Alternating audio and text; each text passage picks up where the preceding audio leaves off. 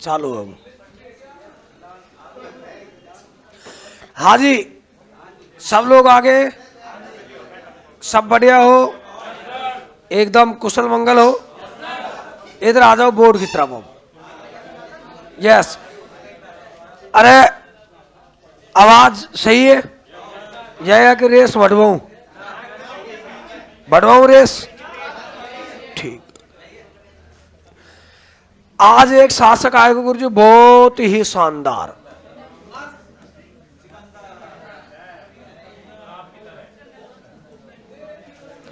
कौन सा शासक आएगा? सिकंदर, मुकद्दर का सिकंदर। सब लोग आगे ना? यस। सिकंदर बड़ा खतरनाक शासक, अच्छे अच्छों की काया पलट कर दी इसने सिकंदर ने। कौन से शासक ने? सिकंदर।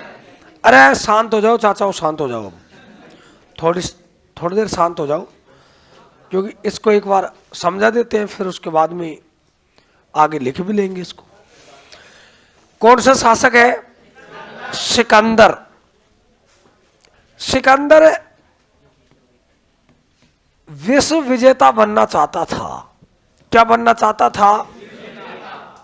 विश्व विजेता। और इस अभियान के तहत ही घर से बाहर निकला था ये।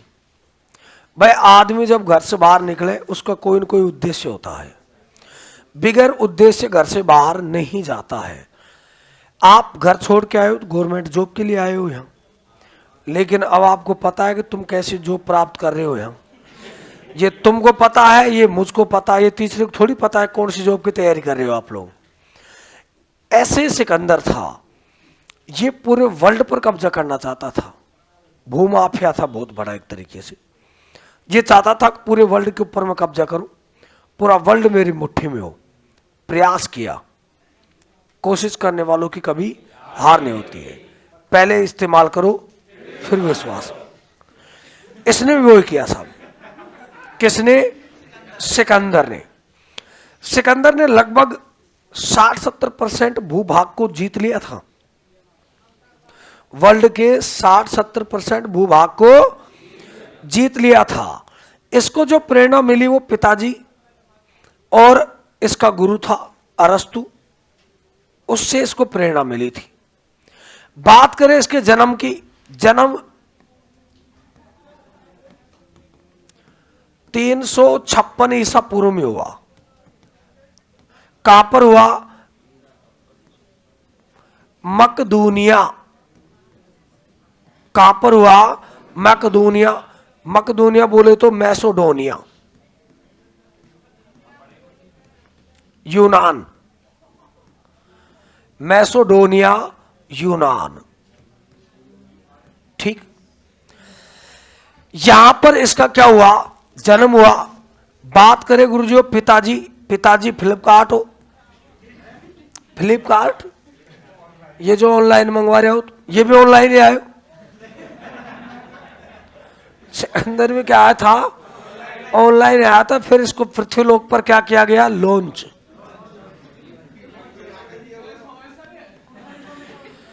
तो पिता है इसका कौन?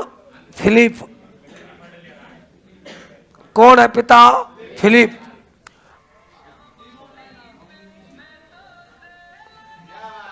माता, माता के बारे में बात करते हैं।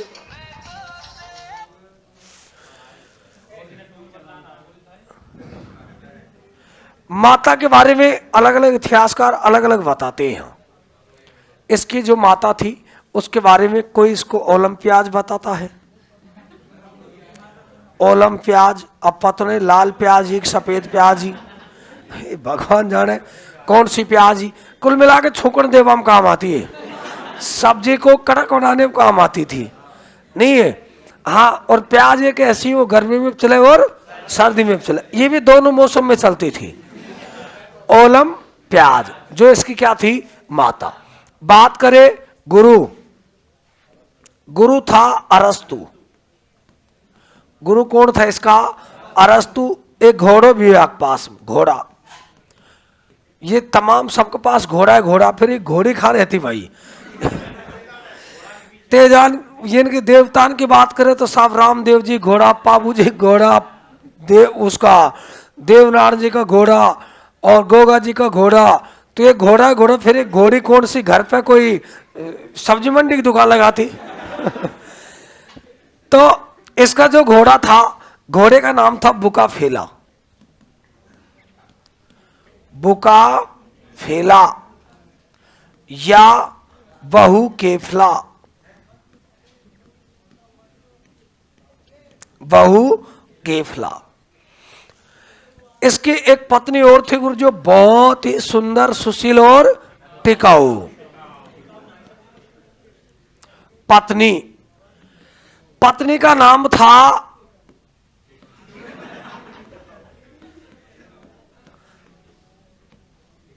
कार्नेलिया। कार्नेलिया याद रखना, कार्नेलिया सेनापति की छोरी को नाम कार्नेलिया, या कि पत्नी को नाम कार्नेलिया हो। या का मतलब यह ना है कि एक नाम की है तो वाह की रहेगी क्या की रहेगी, क्योंकि यहाँ एक नाम की सविता है, वो कई टेम्पो में लोड हो रही है। नहीं है कोई ये जरूर थोड़ी है कि भाई सविता एक ही है, क्योंकि सविता बहुत है, अनेक है सविता। किसी श्वेत, अब ये पंडित जी हैं अंधविश्वासी, ये देख लो, ये राशि बताते हैं। क्या बताते हैं? राशि, कि भाई तेरी राशि इस नाम के साथ मैच खाती है। या सविता की शादी अशोक के साथ होगी, दूसरी सविता की शादी रामचंद्र के साथ में होगी, तीसरी सविता है वो विधवा होगी, चौथी श्वेता है वो बॉर्डर पे अभी वक्त सविता या टम्पू नाम मिल रहे हो, नाम तो एक ही, लेकिन हर सविता की जिंदगी में एक अलग अलग आनंददायक पद है।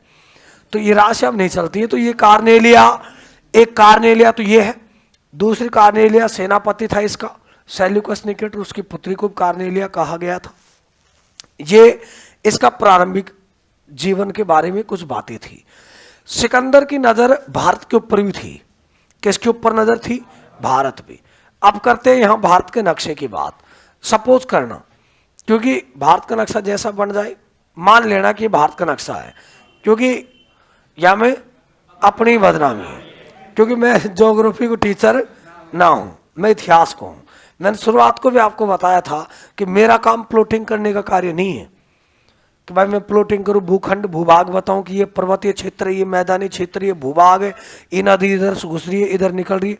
ये काम अपना ना है, अपने तो तलवार है, जाके लाठ हुआ कि भैंस कौन का क्षेत्र है ये, वो घर साहब मेर हो, गर्दन उड़ा दिया कि तो इतिहास अपना। तो अपने को तो गोला बारूद युद्ध भाला तीर कमान है, या तो मरेगा या मारेगा।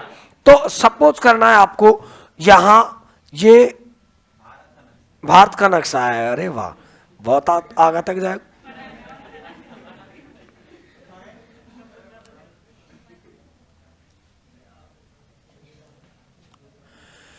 नीचा का पार्ट तो सही बन जाए, चक्कर मेरे ऊपर कम पड़े।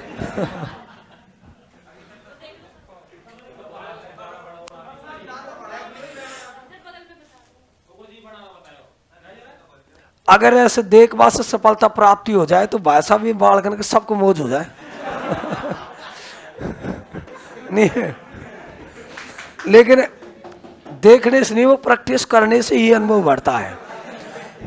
अब ऐसे देख, अब देख के क्या करो उसको, अब देख के नहीं बना सकता। नहीं है, बुलाती है मगर जाने का पुष्पा पुष्पराज। हाँ जी,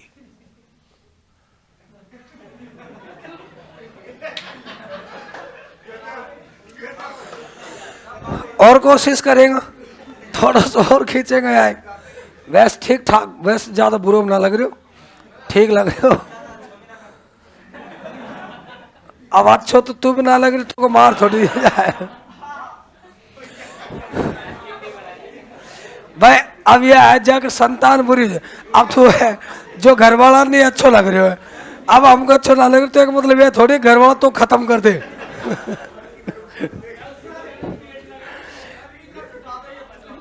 ये देखो, ये हेलीकॉप्टर है। ये वो कुछ ज्यादा है यार, उधर है ना, अखंड का ही पता कैसे भारत बढ़ गो।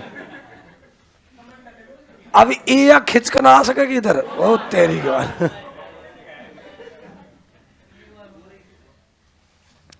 चलो कोई ना है ना।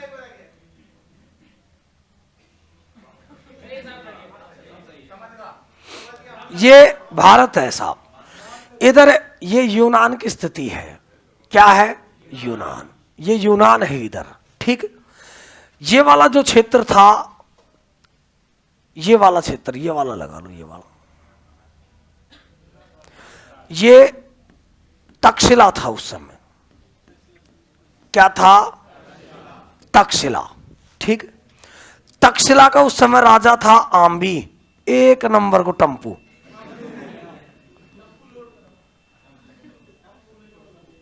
आम्बी अय्यास प्रवृत्ति को कैसे शासक हुई?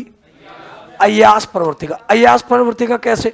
हर गांव में रहे दो चार ऐसा, हर गांव में, जो मतलब अपवाद तो ना कह सके, वो विद्वान लोग रहे। अपवाद तो आप और हम जैसे हैं जो गांव छोड़कर बाहर पड़े, वो दो चार होते हैं ऐसे। कैसे? जैसे गांव में कोई ब्याह शादी रहे तो भाई साहब 24 घंटा वहीं खोटो गाड़ कर रहे हैं। क्यों रहते? वो ये देखा कोई पावनी फई आएगी, कोई बढ़िया सी रिश्तेदार नहीं आएगी कोई, तो वो रिश्तेदार ने चक्कर में रहे। ऐसे ही हो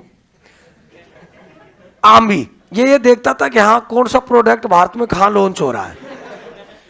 अब यहां तक्षशिला का राजा कौन है? आम्बी। और यहां तक्षशिला का एक प्रोफेसर है, प्रोफेसर, उसका नाम है चाणक्य। क्या नाम है? चाणक्य नाम, ठीक। एक यहां बहुत बड़ा क्षेत्र है और ये क्षेत्र है मगध। कौन सा क्षेत्र है? मगध क्षेत्र। और मगध में राजा है गुरुजीओ नंद वंश का। कौन से वंश का? नंद वंश का। और नंद वंश का शासक है घनानंद। कौन है? घनानंद। बात करें ये जो चिनाब नदी और झेलम नदी, ये नदियों का क्षेत्र, इधर सिंधु, चिनाब, झेलम, व्यास, ये सारी नदी यहीं तो बह रही है।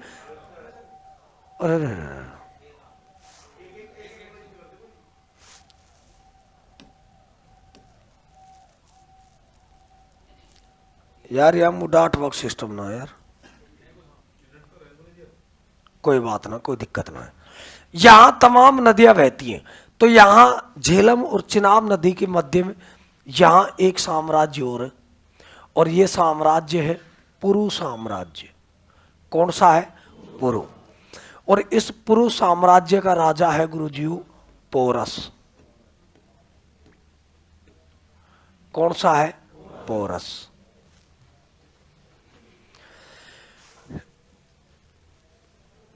यहां तक किसी कोई प्रॉब्लम? इधर यूनान है, इधर कौन है? सिकंदर। कौन है? सिकंदर। सिकंदर इधर से आ रहा है गुरुजी, सैनिक अभियान करते हुए इधर बढ़ रहा है, भारत पे आएगा। क्योंकि ये क्या बनना चाहता था? विश्व विजेता बनना चाहता था। कौन? सिकंदर। सिकंदर विश्व विजेता बनना चाहता था, इसलिए वो भारत के ऊपर सैनिक अभियान करेगा। यहां क्षेत्र है, बल्क बैक्टीरिया हिमालय पर्वत को पार करते हुए एंट्री करता है यहां, क्या? भारत में। भारत में आता है। भाई साहब को पता लगा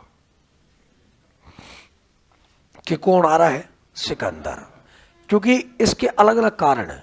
पहला कारण तो ये था कि आम्बी इससे बदला लेना चाहता था, पोरस से। दूसरा, ये एक अय्यास प्रवृत्ति का शासक था। इधर इसको पता लगा कि सिकंदर के साथ में उसकी पत्नी आ रही। कौन आ रही है? पत्नी।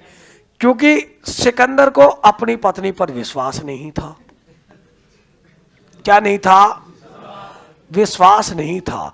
इसको ये था कि कहीं मैं यहां युद्ध करूं और यहां कोई अलग अटैक हो, इसलिए ये पत्नी को साथ ही रखता था। जहां भी सैनिक अभियान पे जाता था पत्नी को साथ लेकर जाता था। कौन?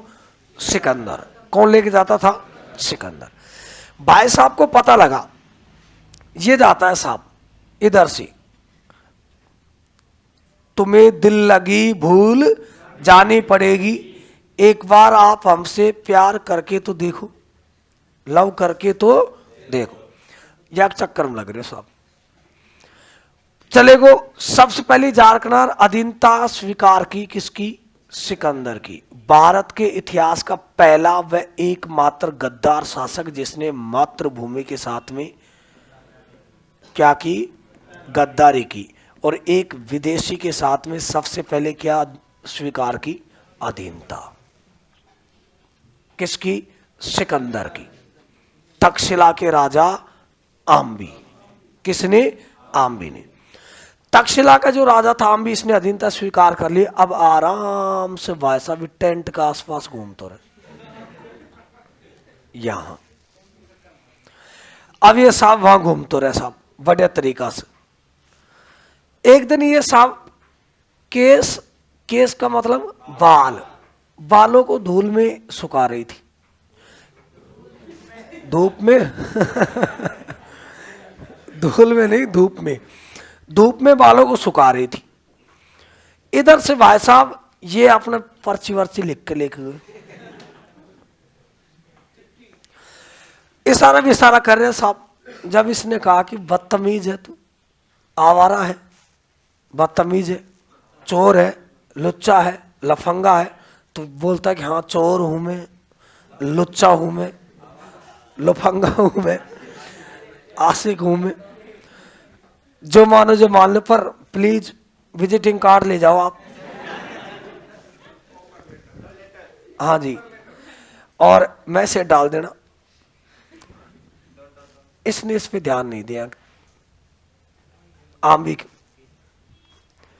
ने कहा कि भाई मुंह कमी तो बता, तेरे अंदर अच्छा ही तो बता। कमी तो तब बताओ तुमको अच्छा ही होए, अच्छा ही तो तेरे अंदर है ही नहीं, हम आपको पसंद नहीं करते। किसने कहा? सिकंदर की पत्नी ने, कि आप हमें अच्छे नहीं लगे। ठीक, अच्छा ना लगा तो भाई दूसरा शिकार देखेंगे, देख ले शिकार। इधर साहब जब ये आया, वो कहते ना अभी आने वाला है वो, अभी आया हुआ है वो, उसे तूफान कहते हैं। तो सिकंदर तूफान ही था। बाबा को पता लगे साहब, बाबा को। किसको पता लगा? चाणक्य को इस बात का पता लगा। चाणक्य ने कहा कि यार बाहर की शक्ति आ रही है, विश्व विजेता अभियान पे आया, लगभग 60-70% भूभाग को जीत भी लिया है, और यहाँ पर शासक एक दूसरा का दुश्मन बना पड़े हैं, एक दूसरा के पीछे भग रहा है, एक दूसरा का लड़ाई झगड़ा कर रहे हैं, सपाटा दे रहे हैं, जूता चप्पल दे रहे हैं। इन सबको क्या किया जाए? एक किया जाए, संगठित किया जाए सबको सब। तो उस समय जो सबसे शक्तिशाली साम्राज्य था वो था मगध। कौन सा था? मगध। तो ये बुजुर्ग आदमी बेचारो मगध में गयो कि यार घनानंद से बात करें। ये अपने 2-3 अपने संगवाकर साहब बूढ़ा आदमी, ये कौन के दरबार में चल गो? मगध। घनानंद के दरबार में चला गया और घनानंद से ये कहा कि वह देख, अपने घर में चाहिए, अपने कैसे लड़ाई झगड़ा कर ले, पिट ले, पीट ले, जो भी स्थिति विस्तार हो, जो भी करना जो कर ले, लेकिन कम से कम बाहर तो हम सब एक रहे। एक घर में अगर 5 संतानें हैं, 5 बेटे हैं, उन 5 बेटों में अगर जैसे मान लो घर में कैसे लड़ाई हुई, वो कहना कि घर में 5 बर्तन है तो देखो खटकने की आवाज तो आएगी, इसमें कोई डाउट नहीं। तो अब घर में खटकने तो या मतलब यह थोड़ी कि रोज रोड पे डमरू की तरह बजेगा वो, नहीं है। तो बाहर तो हम सबको क्या रहना चाहिए? एक संगठित रहना चाहिए। मैं ये चाहता हूं, सिकंदर विश्व विजेता के अभियान पे आया, यूनान का शासक है, हम सब राजाओं को यहाँ इकट्ठा करो आप, और इकट्ठा होकर उस शक्ति से मुकाबला करो और उस बड़े तरीका सपाटा देकर भगाओ उनको साहब। ये घमंडी हो साहब, या को तो आसमान पे जा रहे हो घमंड। मुझको सलाह देने आए पंडित, पंडित का दरबार में छोटी पकड़ घुमा बलग। पंडित जी सलाह देने आए, चले यहाँ से निकल जाए, दोबारा मत आ जाए सलाह दे। ठीक है, नहीं तो सपोर्टा दे देर करना, मतों को पागल कर दूं। अपमान हुआ चाणक्य का भरे दरबार में। कुल मिला क्या किया? अपमान किया। लेकिन ये भी साहब बूढ़ो बड़ो खतरनाक। बूढ़ा ने कहा इन हाथों ने सिर्फ हथियार छोड़े, चलाना नहीं भूले हैं। बूढ़ो साहब वाइट टाइम पहले क्या कि जो आचार्य हुआ करते थे, इनकी चोटी हुआ करती थी, बड़ी बड़ी चोटी, कमर तक लटकी थी चोटी इनकी, आचार्यों की। पूरा टाट इनकी जो सिर होता था वो पूरा सांप होता था, बस चोटी होती थी जो वो एंटीना का कार्य करती थी, टावर वावर का कार्य करती थी। तो ये चोटी को खोल लेता सांप, बालों को यूं फैला के और बाहुबली बन जाए। तो उसी समय भरे दरबार में प्रतिज्ञा लेता है कि मैं आज इसे भरे दरबार में ये प्रतिज्ञा लेता हूं कि जब तक इस वंश को समूल नष्ट नहीं कर दूंगा तब तक चोटी ना बांधू। ये प्रतिज्ञा लेता है कि इस वंश को नष्ट करूंगा तभी चोटी बांधूंगा। गणानंद गा रहे हैं ये ना माने ऐसे उठार फेंको या बाहर, हाँ धक्को देर बाहर काट दिया साहब, धक्को देर निकाल दिया। आगो साहब बुजुर्ग आदमी क्या करे बेचारो, रास्ता में जा रही हो साहब, टेंशन हो रही, बार बार बीपी बढ़ा, मैंने एक बीपी का पैकेट को दे दिया गोली इनको, मैंने कहा मां से ले तो रहे जो, जब जब तेरे को लगे कि हाँ भाई पैरासीटामोल की जरूरत है एक निकाल के घटक लीजिए। नहीं तभी रास्ते में कुछ बच्चे खेल खेल रहे थे, उनमें से एक बच्चा होता है, उस बच्चे को उठाता है और अपने साथ में लेके जाता है, अपने साथ में लेके जाता है बच्चे को उठाकर, और कहां लेके आ जाता है उसको, तक्षशिला में। क्या बच्चा में कहीं देखो, बच्चा में कहीं दिखे है, अरे कहीं दिखे बच्चा में, कहीं दिखे रे घर साहब इसे कहीं दिखे हम। उस बच्चे को ले जाएगा, अस्त्र शस्त्र उसको सिखाएगा, शिक्षा में निपुण करेगा, पूरी तरीके से निपुण करेगा। उस बच्चे को ले गया, बच्चा में लग गो साहब, वो तो कौन, चाणक्य। स्टॉप, इस स्टोरी को क्या करना है, हमको यहाँ रोकना है। इधर सिकंदर आगे बढ़ता जा रहा है गुरुजी, बढ़ता जा रहा है, बढ़ते बढ़ते यहाँ राजा पोरस के पास में आगे सिकंदर की सेना। सिकंदर की सेना जैसे ही आई तो सिकंदर ने राजा पोरस के पास में अपना एक दूत भेजा, और दूत भेजकर उससे कहा कि एक बात ऐसी, आपको हमारी अधीनता स्वीकार करनी पड़ेगी। राजा पोरस ने मना कर दिया अधीनता स्वीकार करने के लिए कि हम अधीनता स्वीकार नहीं करते। सिकंदर ने फिर से दूत भेजा कि भाई राजा पोरस के पास में कि अधीनता स्वीकार कर ले यार, मान जा, क्यों भी मतलब लड़ाई झगड़ा होएंगे, फिर बस 2 तेरे ठीक है, 2 हमारा ठीक है, 2 तेरी तरफ से घायल हो, 2 हमारी तरफ से घायल हो, फिर बस के फायदो। इसने कहा कोई दिक्कत ना, हम मर मिटने के लिए तैयार है, लेकिन हम हमारी मातृभूमि के साथ में गद्दारी नहीं करेंगे। सिकंदर ने कहा कि यार ये ऐसे ना मान, ठीक है तो भाई युद्ध के लिए तैयार हो जा। युद्ध के लिए तैयार हो गए साहब। बात है 326 ईसा पूर्व की। कब की बात है, 326 ईसा पूर्व, झेलम नदी के किनारे। कौन सी नदी के किनारे, झेलम नदी के किनारे किसका युद्ध हुआ, झेलम का युद्ध।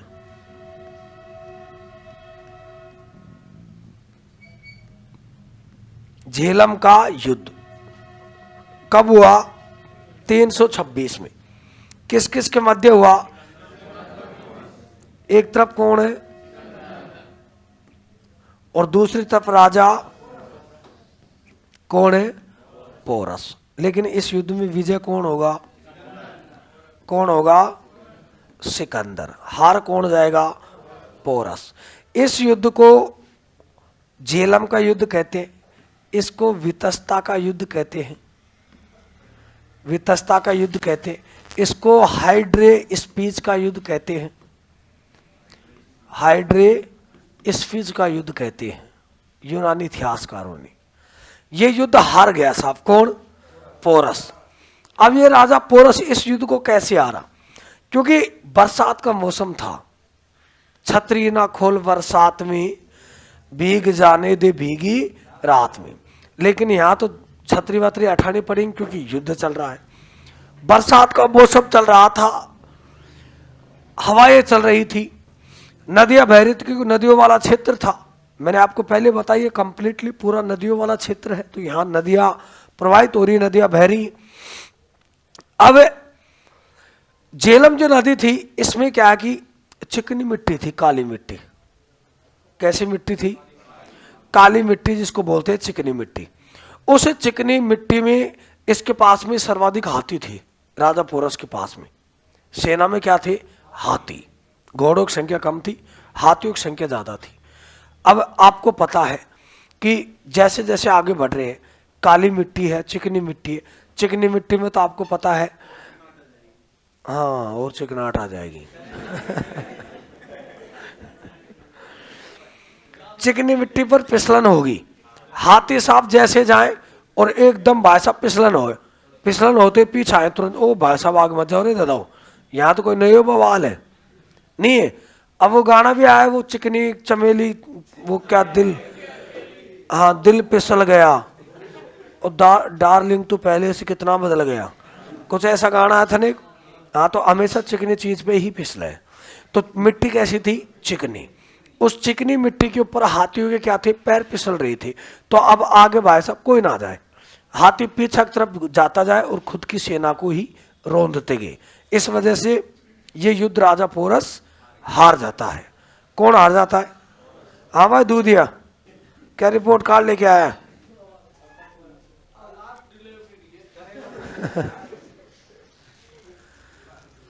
ले आयो कि ना ले आयो भाई दादा?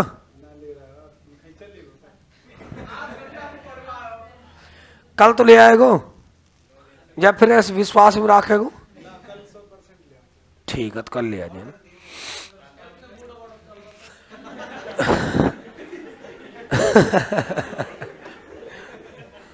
तो ये अपनी सेना को रोनते, जैसे हाथी पीछे गए, खुद की सेना में भगदड़ मच गई। भगदड़ मच गई तो राजा पोरस इस युद्ध को हार गया। राजा पोरस को बंदी बनाकर सिकंदर के सामने लाकर पटक दिया साहब, जैसे घातक फिल्म में सनी देओल को पटके ना, यो क्यों, सातों को सात मारूंगा, गंगा मैया, हाँ, एक साथ मारूंगा, कातिया, हाँ, लाकर पटक दिया साहब, यो क्यों। तो बगल में बैठे साहब सिकंदर की पत्नी और सिकंदर बैठे, दोनों बैठे आराम से, लेकिन ये डरता नहीं था। कौन निडरता था? पोरस निडर शासक था, डरता नहीं था। डरता वो है जिसके हड्डियों में पानी भरा होता है, इसके हड्डियों में तेजाब भरा हुआ था, डर नहीं था, आग की तरह जलता था ये सिकंदर, वो सॉरी पोरस। सिकंदर ने कहा कि बता, मैंने तो तेरे से पहले कही थी 11 दिन तक स्वीकार कर ले, पर तू बटर फैलाई बनी पड़ी साहब, तितली की तरह उड़ रही हो, अब देख ले। बता राजा पोरस, तेरे साथ में क्या किया जाए? डरता नहीं था ये। इसने कहा कि आपको वो ही करना चाहिए जो एक राजा के साथ में करता है। मतलब एक राजा, पहले क्या होता था, अगर कोई राजा किसी दूसरे राजा को अधीन कर लिया युद्ध में, तो वो सीधा मौत के घाट उतारता था। मोहम्मद गोरी ने भी ये किया था, पृथ्वीराज को मौत के घाट उतार दिया था। इब्राहिम लोधी को बाबर ने मौत के घाट उतार दिया था। बाबर ने इब्राहिम लोधी को, तो युद्ध में यही होता था। तो इसको बंदी बना लिया। तो राजा पोरस ने कहा कि वो सॉरी सिकंदर ने कहा राजा पोरस से, बता तेरे साथ क्या सलूक किया जाए? डरता नहीं था। इसने ये कहा कि आपको वो ही करना चाहिए जो एक राजा दूसरे राजा के प्रति करता है। बगल में बैठी साहब सिकंदर की पत्नी, वाह क्या दम है तेरी आवाज में छोरे, मैं तो क्या होगी तेरी फैन होगी। सिकंदर को लगे टम्पू लोड होएगा अब। सिकंदर ने तुरंत एक आग बाद एक तो खड़ी हुई, उसको खड़ी कर दिया। राजा पोरस से, इसको ले आओ, राखी बंधवा दी, बहन भाई का रिश्ता कायम कर दिया। एक आराम से दोनों खूब घूमो, कोई दिक्कत ना है। तो सिकंदर क्या करता था, जिस भी राजा को अपने अधीन करता था तो वो अपनी पत्नी से राखी बंधवा देता था। राखी बंधवा दी। राजा पोरस की इस वीरता के जवाब से सिकंदर भी खुश हुआ, वास्तव में तू वीर है, तू वीरों का वीर है, जा दिल फिर भी तुम्हें देते हैं क्या, याद करोगे। सिकंदर ने इसका जीता हुआ साम्राज्य राजा पोरस को वापस लौटा दिया था। उसके बाद में सिकंदर ने पूछा कि आगे और कोई, क्या आगे और भी राजा है साहब, लेकिन कैसे राजा है, एक वापस नहीं आओगे, अगर यहां तो फंस गए तो ये मधुमक्खी की छत्ता में चलेगा। क्योंकि उस समय सबसे शक्तिशाली जो साम्राज्य था वो कौन सा था? मगध। बहुत खतरनाक साम्राज्य था मगध था, जो बड़ा भयंकर साम्राज्य था मगध। सबसे शक्तिशाली, हर चीज में नंबर 1 पे था मगध। तो सैनिकों ने कहा कि अरे अगध हो, मगध हो, जगद हो, भगद हो, सबको कर देंगे खेल, सिकंदर के सैनिकों ने। तब राजा पोरस ने कहा कि अच्छा ये बताओ, मेरे साथ युद्ध किया आप लोगों ने, कैसा लगा? यार भाई साहब बड़ी मुश्किल से जीते हैं, बड़ी मुश्किल से जीते हैं, कि मैं उसके सामने मुट्ठी भर हवा नहीं हूं। अगर मगध का शासक यूं कर दे तो भाई साहब मैं यूनान में मेरा प्लॉट हो जाए वहां। इतने खतरनाक शक्तिशाली वो है भाई साहब। सिकंदर के सैनिकों में डर पैदा हो गया, सिकंदर के सैनिकों में डर पैदा हो गया था। इसलिए सिकंदर की सेना व्यास नदी तक तो आती, व्यास नदी से आगे साफ मना कर दी भटवा के लिए कि सिकंदर हम ना धरे आगे, तू जा, तेरा काम जाने, नाम तेरा होएगो, विश्व विजेता तू बनेगो, जिंदगी का आनंद तू ले रहे हो, हम क्यों मरे जाके वहां बेमतलब। तो इस मगध के डर की वजह से सिकंदर के सैनिकों ने आगे बढ़ने से मना कर दिया था। कुछ इतिहासकार ये कहते हैं कि प्राकृतिक प्रकोप हो गया था इनके अंदर, बीमारियां, क्योंकि बरसात के मौसम में लगातार कंटिन्यू युद्ध करके आ रहे, जगह जगह से कट फिट गए थे, मक्खियां थी, लार्वा छोड़ रही थी, कीड़े पड़ गए थे। कुछ ऐसा जिनकी बेचारान की नई नई शादी हुई है, पत्नी है जो साहब वहां यूनान में युद्ध कर रही है, ये यहाँ युद्ध कर रहा है, तो परिवार की याद भी आने लगी थी, परिवार की क्या याद आने लगी थी। इसलिए इन्होंने साफ मना कर दिया। सिकंदर ने बहुत ज्यादा मनाने का प्रयास किया, ना माने साहब, बिल्कुल भी ना माने। तो लास्ट में सिकंदर यहीं व्यास नदी के तट पर विजय पताका लहराकर और वापस अपने यूनान की तरफ लौट जाता है। यहीं पर सिकंदर का 19 माह तक रहा था सिकंदर भारत में। कितने महीने तक रहा था? 19 महीने तक सिकंदर भारत में रहा। कितने महीने तक? 19। यहीं पर सिकंदर के घोड़े की क्या हो गई थी? मृत्यु हो गई थी। क्या हो गई थी? मृत्यु। किसके घोड़े की? सिकंदर के घोड़े की क्या हो गई?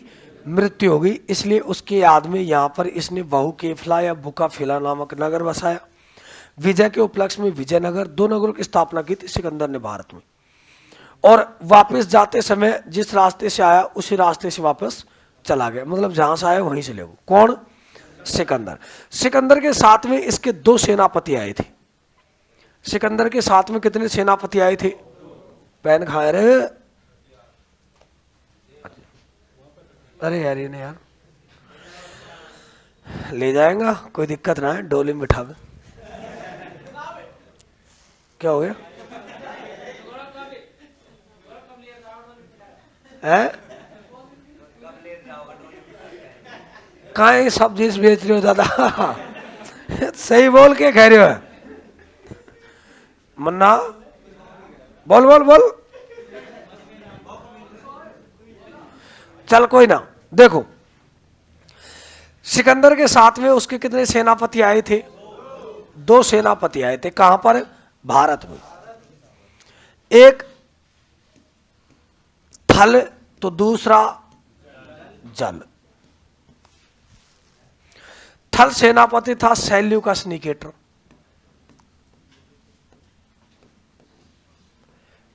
निकेटर, ठीक। जल सेनापति था निर्याकस। कौन था? निर्याकस। ये 2 सेनापति सिकंदर के साथ में आए थे। एक जल सेनापति था और एक थल सेनापति था। सिकंदर वापस जा रहा है साहब, रास्ते में सिकंदर को बुखार चढ़ गया साहब। बुखार क्या चढ़ गया? बुखार चढ़ गया था इसको, सिकंदर को। चक्कर वक्कर आवा लगा बेचारा। मस्तिष्क, जवार मस्तिष्क, मतलब माथा में बुखार। माथा का मतलब यह है दिमाग में बुखार चढ़ जाए। तो इसके मस्तिष्क में बुखार चढ़ गया था। बुखार चढ़ी तो साहब अपने जो साथ में वास्तुशास्त्र के जो लोग लेके आया था उनको बुलाया कि भाई दादा आओ रे, देखो मेरा भविष्यवाणी करो, देखो कब मरूंगा मैं। तो विद्वानों ने देखा कि यार ये आप कहीं बताएं, ये ऐसा कहते हैं कि साहब अभी तो आप अमर बहुत साल तक जियोगे और ये अगर हो सके पहले मर जाए। हो सका अपनी ये कह दे कि साहब अभी ना मरे और जी जाए, नहीं कुल मिला के ये कह दे कि साहब आप 1-2 दिन का मेहमान हो और ये फिर ना मरी हो तो फिर अपनों को टपका दे। तो उन्होंने कहा कि महाराज आपकी मृत्यु जब होगी जब आसमान कैसे रंग का हो जाए, पीले रंग का, आसमान पीले रंग का और जमीन भी पीले रंग की, तब ये सोच लेना कि अब आपकी मृत्यु निश्चित। ये चला गया साहब, रास्ते में बरसात आ रही है साहब, बरसात में भीगता रहा और ज्यादा बुखार अपने विकराल रूप धारण करता रहा, जाते जाते चलता रहा। एक इराक ईरान वाला क्षेत्र है, वहां एक जगह आती है बेबीलोन, बच्चा गार्डन। केजरीवाल छेक पे कंट्रोल करो।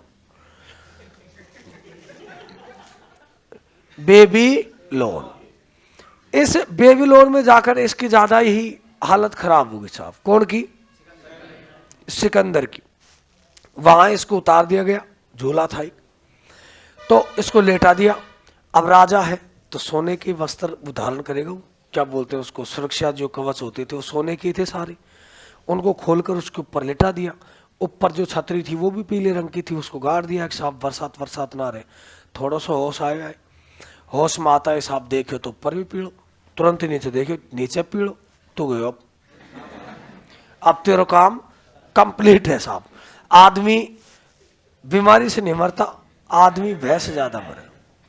आदमी किससे ज्यादा मरता है? भय से ज्यादा मरे। अपने गांव में देख लो, गांव में अगर कोई आदमी बीमार होगा, रिश्तेदार मिलवाए, सुरा परिवार का मिलवाए, कोई भी ना खाए कि तो ठीक हो जाएगा। हाँ सब आए, अरे भगवान दे गया छोरा, कहीं हाल हो बता, ये इतनो तगड़ो भाई साहब, 5-5 आदमी ने हाथ ना दिया कर तो, और अब देख हड्डी हड्डी दिख रही आगे। अब भाई साहब उसको जाने के बाद फिर मरीज सोचता है कि यार आए जो ये कह रहे हो यार, तो हकीकत में तेरे कुछ न कुछ है। सोच के उधर यमराज बैठे और थोड़ा सोच और गट दे जाता है, वो भेजे साहब 4 कबूतर तुरंत नीचे उठा के टम्पू कर लोड सीधा लेके जाए। तो आदमी क्या है कि सोच में ज्यादा मरता है, भय में ज्यादा मरता है। या का भय होगी क्या, आसमान पीड़ो धरती पीड़ तो जाएगा। इसने बुलाया सब अपने दरबारियों को बुलाया, इनको बुलाया कि भाई वो ज्यादा हो जाऊं। हाँ साहब, जब मैं मरूं, अब मेरी मृत्यु अटल है, निश्चित है, मरूंगा मैं 100%, मुझे मौत नजर आने लगी नहीं है। ये कोई रावड़ी राठौड़ी फिल्म थोड़ी है अक्षय कुमार वाली, मैं नहीं डरता, मौत डरती है मुझसे। अरे मौत वोत ना डरे, अपन को डर लग भाई दादा। तो इसने कहा कि भाई देखो जब मैं मरूं, साहब गौर से सुन रहा कौन लगा, यस या कंटिन्यू। जब मैं मरूं तो भाई साहब मेरी जो अर्थी है, अर्थी जानो, जिसके ऊपर मरे हुए आदमी को लिटा के लेके जाते हैं, कि जब मैं मरूं तब मेरी अर्थी को डॉक्टर उठा के ले जाना चाहिए। ठीक है साहब, पहली बात।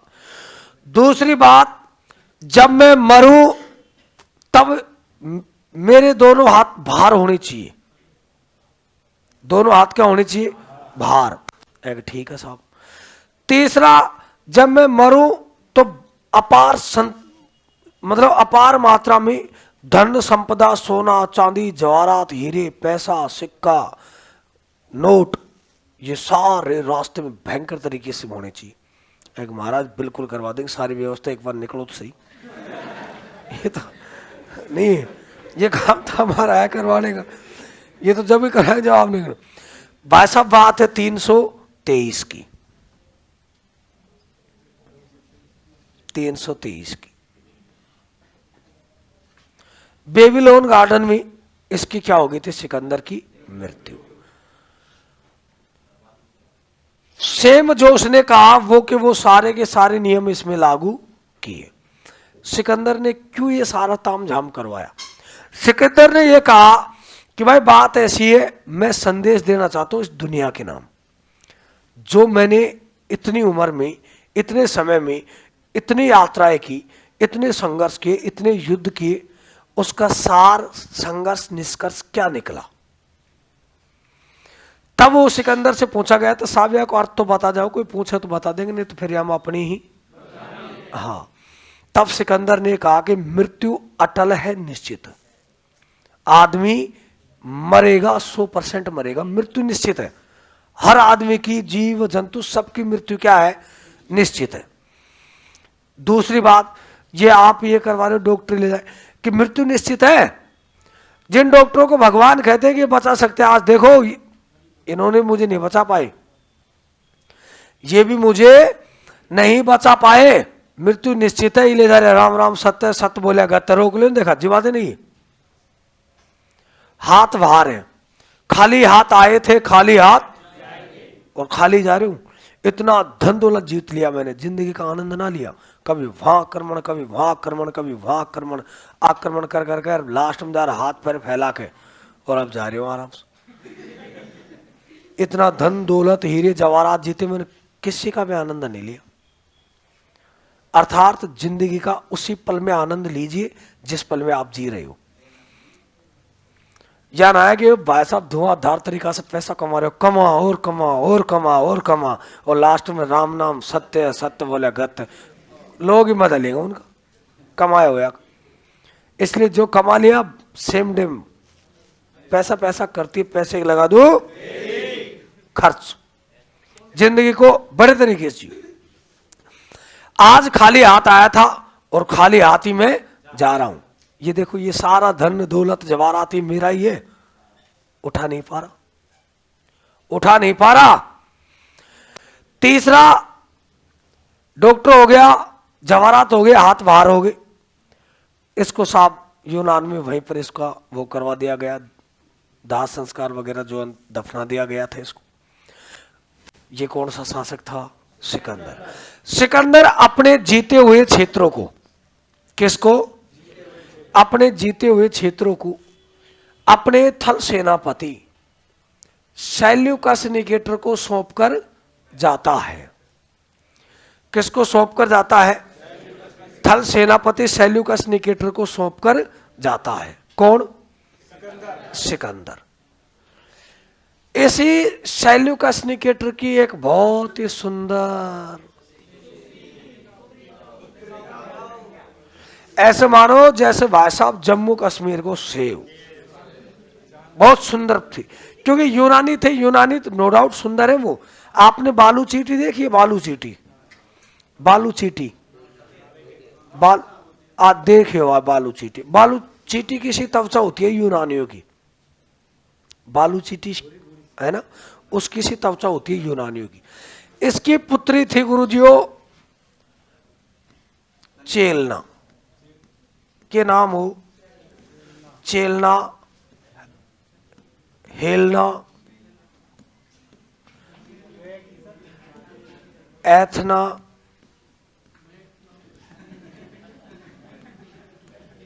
अलेक्जेंड्रा, कार्नीला,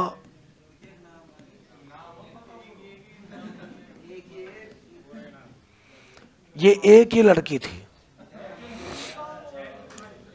लड़की एक ही, लेकिन